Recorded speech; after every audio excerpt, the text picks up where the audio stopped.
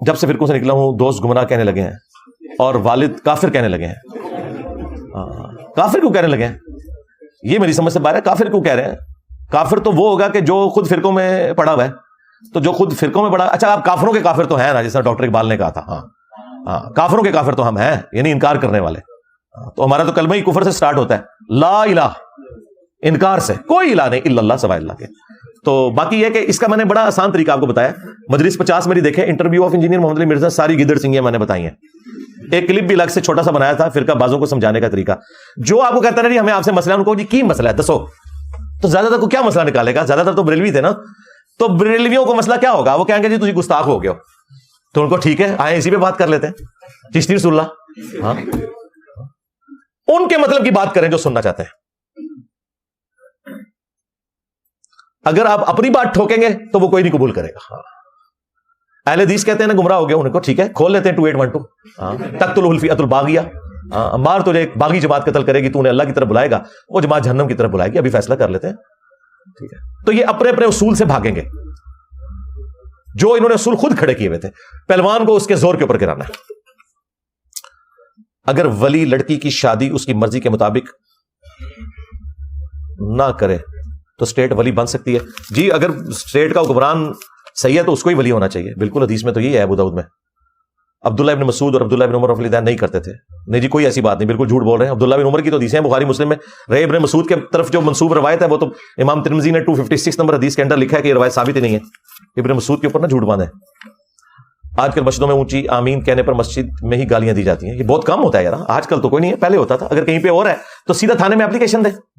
آپ اپنے اوپر کیوں لے رہے ہیں بھائی؟ اپلیکیشن دیں تھانے میں جا کے، ایسی کی تیسی. ان کی اہل علم کہتے ہیں کہ دین کے اصولوں میں اختلاف نہیں ہے. جھوٹ بولتے ہیں اہل علم، بالکل جھوٹ بول رہے ہیں. اصول کہتے ہیں بنیاد کو، جڑ کو. اصولی تو اختلاف ہے. دیوبند بریلوی فروعی اختلاف نہیں ہے. فروعی اختلاف ہوتا تو ایک دوسرے پیچھے نماز کے قائل ہوتے ہیں، ایک دوسرے کو کافر سمجھتے ہیں. یہ صرف آپ کو لیپا پوتی کر رہے ہیں. انہیں کہ کتاب سے بتائیں. آج ہم جوز اور کرسچنز کو کیا کہتے ہیں کہ لاؤ تورات انجیل میں سے کوئی آیت نکالو کہ حضرت عیسیٰ علیہ السلام اللہ کے بیٹے ہیں.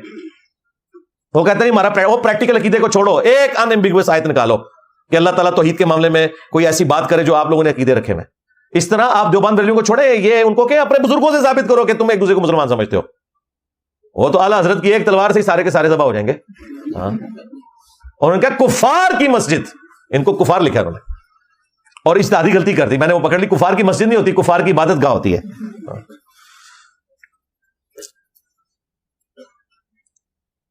کیا ڈاکٹر کے لیے میڈیکل ریپ سے پیسے لینا جائز ہے؟ نہیں، بالکل نہیں لینے چاہیے. اگر اس کے اگینسٹ آپ دوائی، ہاں اگر کوئی میڈیکل ریپ ہے اور وہ کہتا ہے آپ میری دوائی بے شک نہ لکھیں لیکن یہ میرا گفٹ رکھ لیں، اس سے ضرور لے لیں. وہ تو گفٹ ہے، اس کے اگینسٹ کوئی رشوت والا معاملہ تو نہیں. قرآن کی آیت ہے کہ آپ صلی اللہ علیہ وآلہ وسلم کو تمام جہان والوں کے لیے رحمت بنا کے بھیجا. اس زمین پر رہتے ہیں، باقی جہانوں سے مراد کیا ہے؟ تمام جہان والوں کے لیے. یہ ترجمے میں بھی تھوڑی مس اینڈنگ ہوئی ہے. تمام جہانوں کے لیے نہیں، تمام جہان والوں کے لیے. جہانوں کے لیے بھی اگر ترجمہ کرنا ہے تو جہان یعنی جیسے ہم کہتے ہیں نا یہ پرندوں کی دنیا، ٹھیک ہے، جانوروں کی دنیا، انسانوں کی دنیا، یہ وہ والی دنیا، وہ جہان بھی ہے. تو اس حساب سے تو 20 لاکھ مخلوقات ہیں اس پلانٹ ارتھ کے اوپر. نبی علیہ السلام درختوں کے لیے بھی رحمت ہے، آپ علیہ السلام جانوروں کے لیے بھی رحمت ہے، آپ صلی اللہ علیہ وآلہ وسلم جنات کے لیے بھی رحمت ہے، پھر جانوروں کی بھی جتنی اسپیشیز ہیں سب کے لیے رحمت ہے. اور اگر دنیا اور آخرت کے پوائنٹ آف ویو سے دیکھیں تو دنیا میں بھی رحمت ہے اور آخرت میں بھی شفاعت. اللہ تعالیٰ ہمیں نصیب فرمائے، آمین. میرا نام علی مروان ہے. مروان کے اوپر بہت اعتراض کیا جاتا ہے، کیا میرے لیے لازمی ہے کہ اپنا نام بدلو؟ بدلو جی بدلو، بالکل بدلو. نام تو ایم ہی ساتھ چکے ہیں، مروان لگایا ہوا ہے نا، مروان ختم کرتے. ہاں جی، مروان کی جگہ عثمان لگا لیں، علی عثمان. ہاں ٹھیک ہو گیا. دنیا میں ہر جگہ رات ہے، کبھی دن، وقت ایک جیسا نہیں. تو اللہ تعالیٰ کا تہائی رات پہلے آسمان پر آنے سے کیا مراد ہے؟ اللہ تعالیٰ کی جو ذات اور صفات سے معاملات تعلق رکھتے ہیں وہ اس فزیکل ورلڈ کی چیز ہی نہیں ہے. یہ ذہن میں رکھیے گا.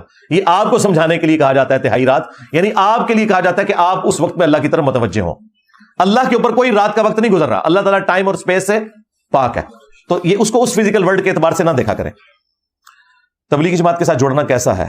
جی جائیں، ضرور جائیں، اچھا ماحول ہے. باقی جو ہمیں ان کے سلیبس سے اختلاف ہے وہ اپنی جگہ. اگر آپ وہاں فضائل مال بھی پڑھ رہے ہیں تو اس میں نشان پہلے ہی لگا لیں کہ جہاں آیات اور احادیث ہیں صحیح وہ آپ بیان کریں، کس سے کہانیاں ان کی چھوڑ دیں. بھٹا ملازمین کو مالک ایڈوانس رقم دے کر مجبوراً کام پر رکھتے ہیں، یہی تو استحصال ہو رہا ہے جی.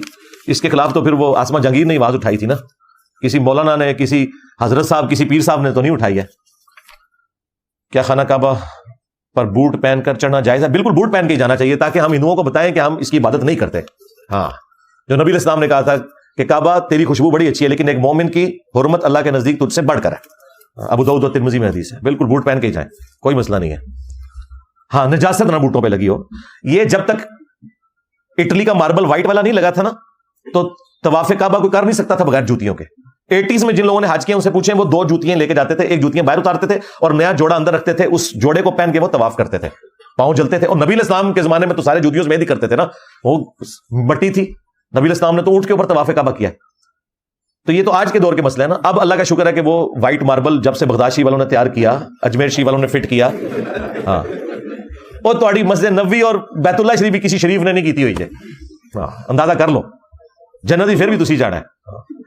تو اس وقت سے یہ مسئلے جو ہے نا وہ آسان ہو گئے ہیں. تو وہ بوٹ میں نجاست نہیں ہونی چاہیے.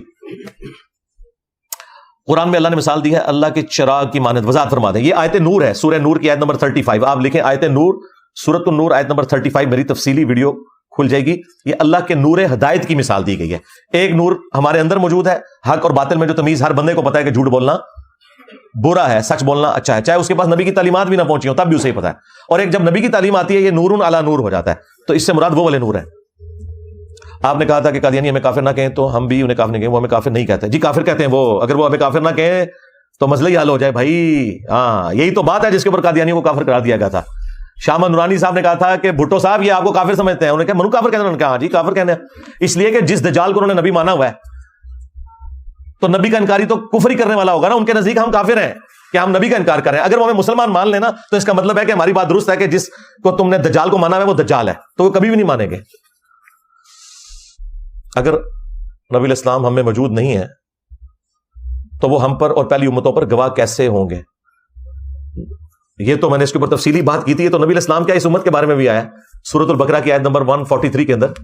ہم نے تمہیں معتدل امت بنایا ہے تاکہ یہ نبی تم پر گواہ ہو اور یہ امت اگلی امتوں پر گواہ ہو. ہم سب حاضر و ناظر ہیں. اگر یہ آپ نے حاضر و ناظر اس کا مطلب لینا ہے، اس سے مراد ہے گواہ. گواہ سے مراد قرآن کی روشنی میں گواہی دینے والا. نبی الاسلام قیامت کے دن گواہی دیں گے اپنی امت کے بارے میں کہ میں نے پیغام پہنچا دیا. اور امت نبی الاسلام کے حق میں، جو نبی الاسلام نے وہ حجۃ الوداع میں بخاری مسلم میں آیا تھا نا کہ کیا میں نے اللہ کا پیغام تم تک پہنچا دیا، تو سب نے کہا یا رسول اللہ پہنچا دیا. تو آپ نے 3 دفعہ کہا تھا اے اللہ گواہ رہنا میں نے یہ پیغام پہنچا دیا. اور پھر کہا تمہاری ذمہ داری ہے ان لوگوں تک پہنچا دو جو یہاں موجود نہیں ہے. تو یہ ہے شہادت علی الناس، جس کو انہوں نے حاضر و ناظر اور باقی چیزیں بنائی. اس پہ حاضر و ناظر مسئلہ 7 میرا